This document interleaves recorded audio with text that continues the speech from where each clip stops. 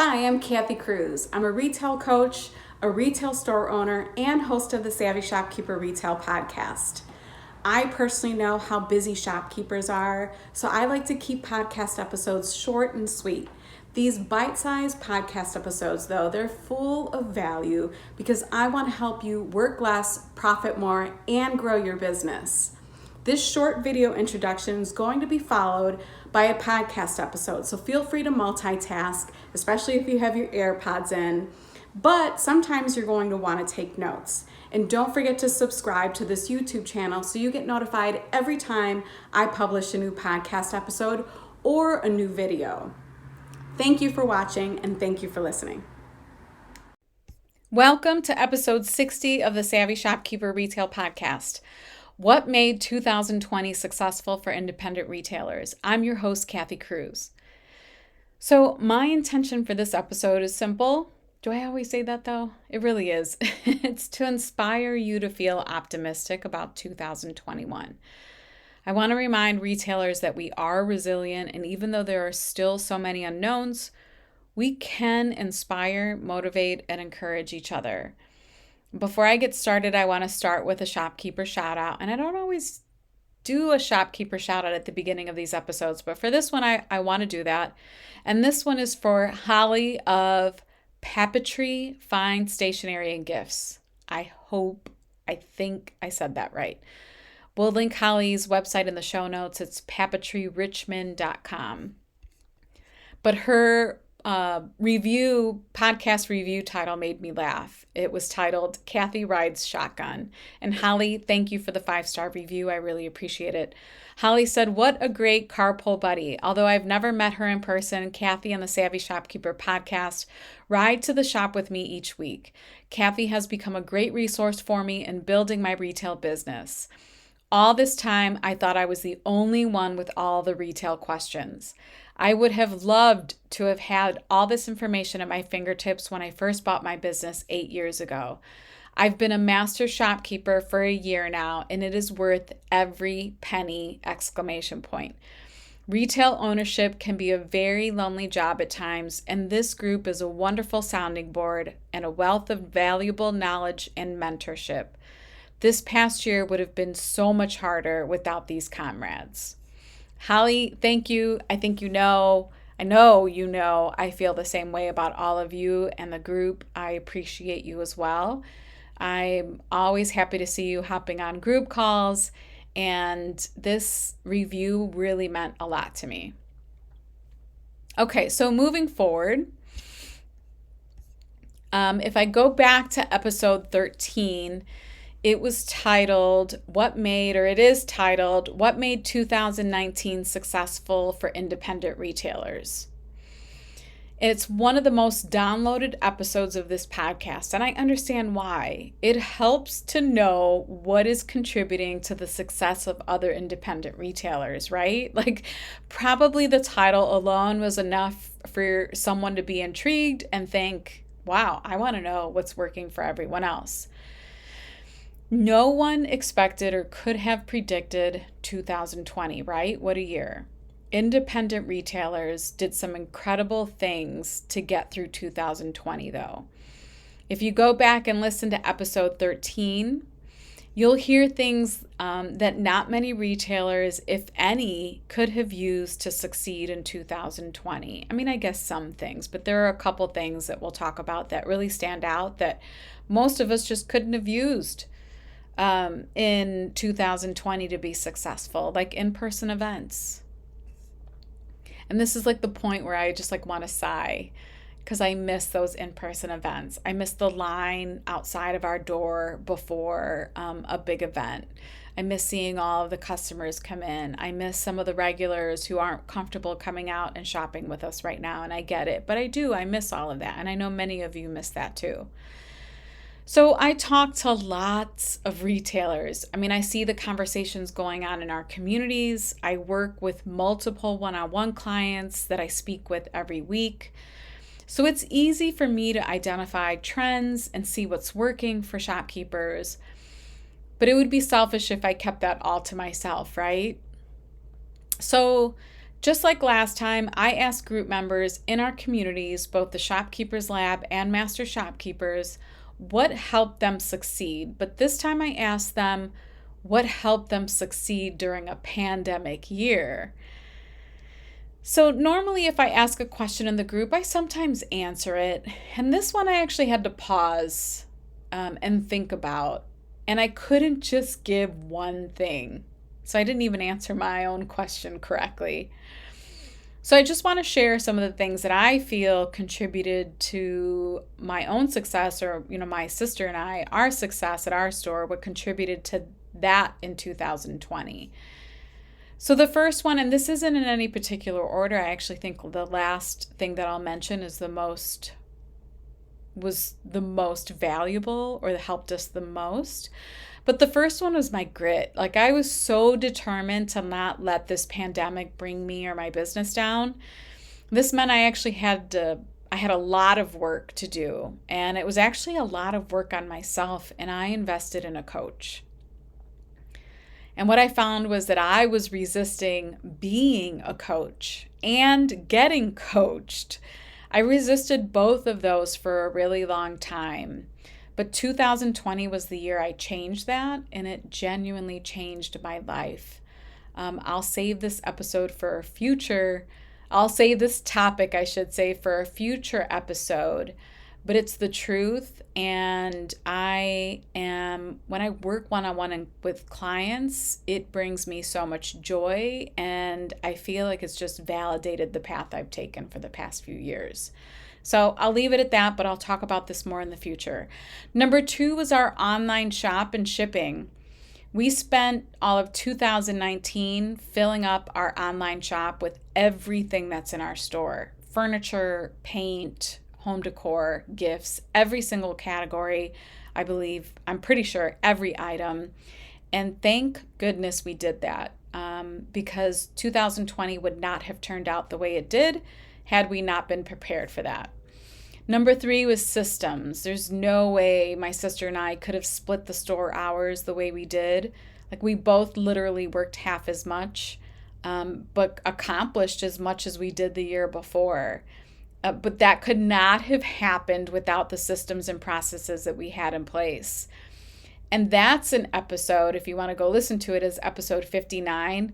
For sure, that episode triggered a lot of emotion and a lot of response from all of you. So if something's been telling you that you need to have systems and processes in place in your own retail business, go listen to episode 59 for sure. And then the last thing that I mentioned, but it's certainly not the least important or not the least valuable to us, was the amount of shop small and shop local love that we received. I for sure have to credit this the most. Our customers seriously showed up in 2020. It was heartwarming, and we appreciate it so much. If you are a customer of mine at the store I own with my sister and you listen to this podcast, because I really don't know who listens to the podcast, thank you. Seriously, thank you. Can't thank you enough. Okay, so let's move on to some of the other things that our fellow shopkeepers said in our communities. And the first one, I'm actually going to share her name. It's Jenna of Chic Artique. I asked her for permission to share this on the podcast, and she said yes. But her response was similar to mine, because her response was one thing, ? She couldn't just answer one thing.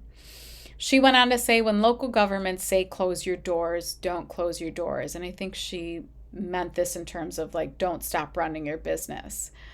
She said, just do business differently. When you have no customers, you still go to work and work harder.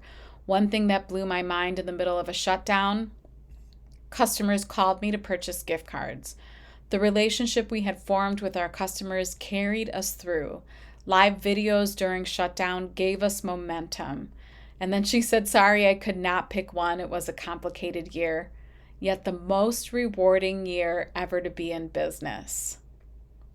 Talk about finding the silver lining. That's the one sentence that really struck me the most about what Jenna said. I love Jenna's spirit, though, and you'll see that in her store. Go follow her on Instagram, Chic Artique. It's amazing. but just that she said, yet the most rewarding year ever to be in business. I'm sure many of us in 2020 felt maybe frustrated, sad, lonely, all of the emotions. So I can appreciate that she still found it to be a rewarding year, even with all of its challenges. Okay, so then the other responses, because there were dozens of responses, I just kind of grouped and categorized so that you could see what made business owners, retail business owners, successful in 2020. And I think the first one's going to be an obvious one, was just offering a way to come get items from your store or to receive items from your store. So curbside pickup, delivery, shipping, all of those things were extremely important because people were quarantined and they couldn't get out. But you had to figure out a way to get your items into their hands. And we had to get creative. So for sure, this was a really popular one. And I think there were quite a few who answered in different ways. But really the most important part here was figuring out how to get your goods to your customers. And most of us did it. The next one I thought was a little unique and it worked really well. Actually, only one person mentioned it, but I can think of a few because I follow everyone on Instagram. But for this particular shopkeeper, she said it was her voice. She said it was speaking up and standing for what she believed in. She was really vocal about the values of her store. She has 2 stores, and her customers responded really well to it. Next is maturity as a business owner, and I can appreciate this one because I feel like I grow every year. This particular shopkeeper said not trying to please every single customer, but instead they focused on their loyal customers and how to best serve them. I thought that was great. Next one was another really big category. A lot of shopkeepers responded with this, but it was their tenacity and positivity. And I love this, and I love it because it was them giving themselves credit rather than giving an outside source credit or, maybe their e-commerce platform credit. They're giving themselves credit. One shopkeeper said, the first thing that came to mind was that I didn't give up. Another one said thinking positive and just putting one foot in front of the other. And then another shopkeeper said taking it one day at a time. Actually, it was Holly, the shopkeeper shout out from a few minutes ago. She said taking it one day at a time, keeping a level head and not panicking over every curveball that 2020 threw us. Actually, I should say threw at us, right? When I try to record a podcast episode and read some of the notes I have on here, it's becomes too much.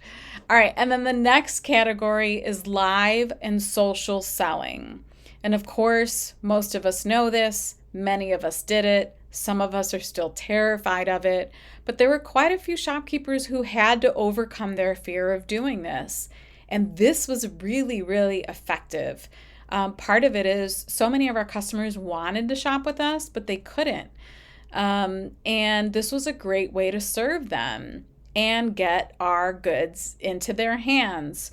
So Facebook Live selling, using comments sold, all of those things, selling on Instagram Live, selling through Instagram stories, any of those ways where you actually get on social media and sell. It was really effective, and thank goodness for it. It was one tool that my sister and I used, and we're really grateful for it. And the next one is really kind of similar, not quite selling on social media, but connecting with social media and then I think this particular shopkeeper was using Facebook ads. Another category was amazing business partners. And I love this particular shopkeeper said she credits her husband who stayed calm and focused during all the crazy days. Another category, and this one I think could be interesting to some shopkeepers, but there are quite a few retail business owners who really increased their inventory and added categories, or I should say or added categories. So one shopkeeper said the second half was substantially increasing my inventory. It felt like a big risk at the time, but I'm so glad I did it. Another shopkeeper said that she purchased 3 shipping containers to use to store inventory, and she said it was the best decision ever.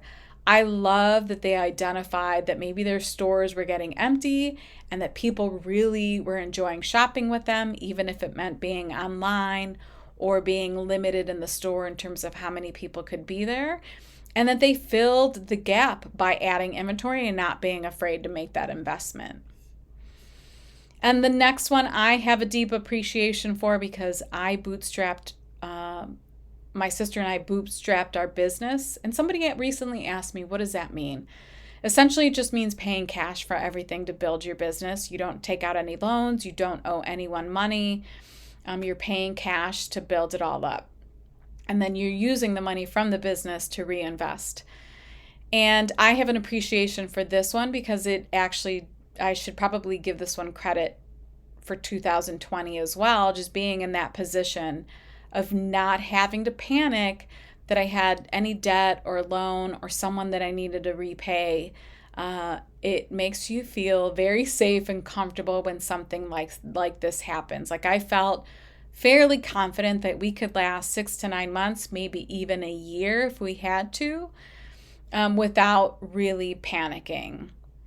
And one shopkeeper said, having no business debt, we could better use every penny coming in during the lean weeks and months while we were pivoting, rethinking, and eventually moving, which leads me to the next one, that some shopkeepers actually even moved into larger spaces, and they credited this to helping their 2020. They got the bigger store that they needed, they were able to add more merchandise, and it helped them become successful.